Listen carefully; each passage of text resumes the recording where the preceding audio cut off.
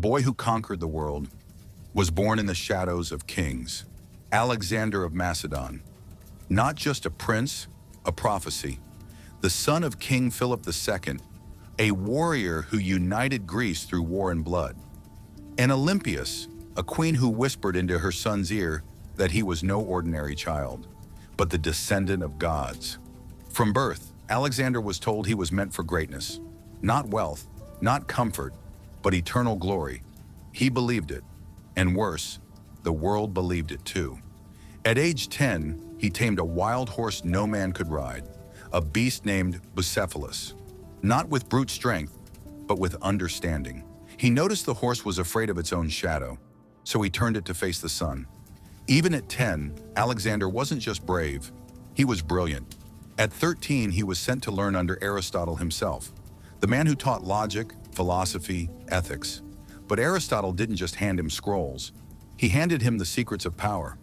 Alexander absorbed everything: science, strategy, politics. But above all, he learned how to shape perception, to lead with both sword and story. By 16, his father made him regent of Macedon, and Alexander crushed a rebellion like a seasoned general. At 18, he fought at Chaeronea, where his father's army clashed with the might of Athens and Thebes. And it was Alexander who broke their line. But when Philip was assassinated, the crown didn't simply pass down, it bled its way into Alexander's hands.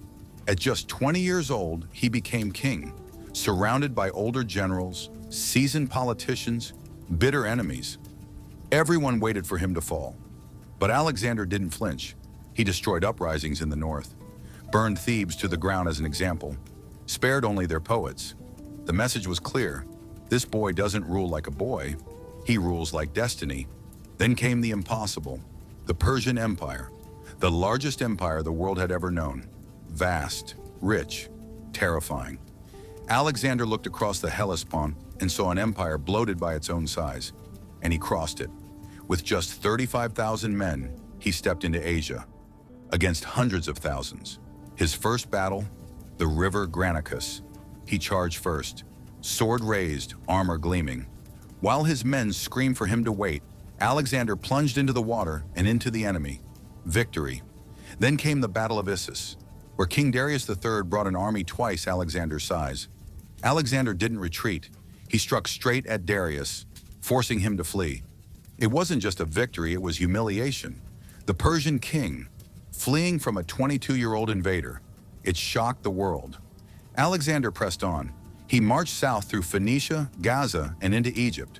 Everywhere he went, people surrendered or were crushed. In Egypt, he was declared the son of a god, and he founded a city, Alexandria. One of dozens, but the only one that would survive for millennia. But the East still called him. Persia was not yet broken, and Alexander wouldn't stop until it was ashes. At Gaugamela, he faced Darius again. A battlefield so large it had to be leveled for the Persian chariots. Again, Alexander charged. Again, Darius fled. But this time, it was the end. He marched to Babylon, took Persepolis, the ceremonial heart of Persia, and then, in a drunken rage, he burned it to the ground.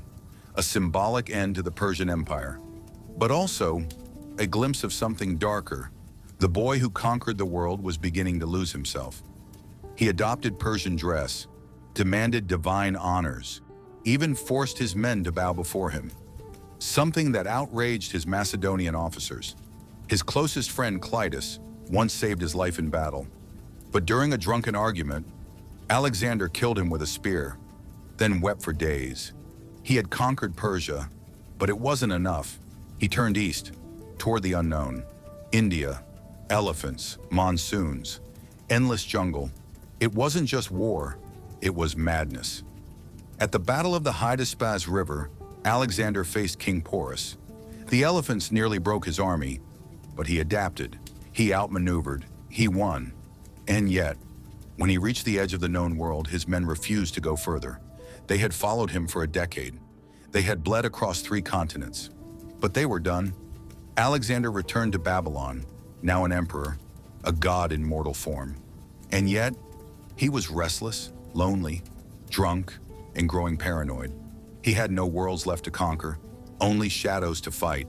And then, at 32 years old, he fell ill. Some say poison, others malaria. Maybe grief, maybe fate. He died in Babylon, a legend, a myth, a boy who set out to conquer the world, and did. But this story is only halfway through. Alexander was dead, no final speech, no heir, no plan. Just a legend, and a corpse in Babylon. His generals stood around him, confused, furious, hungry. They had followed him through blood and fire for over a decade. Now the boy who conquered the world was gone, and the world he conquered, it was about to collapse. The death of Unity Alexander left behind a vast empire, stretching from Greece to India. But empires don't survive on memory. They survive on control, and Alexander left no clear successor.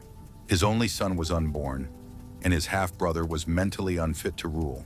So the generals, the ones who called themselves his brothers in arms, turned on each other. These men were once loyal. Now they saw kingdoms in every city, gold in every province, and blood on every path to the throne. They were called the Diadochi, the successors.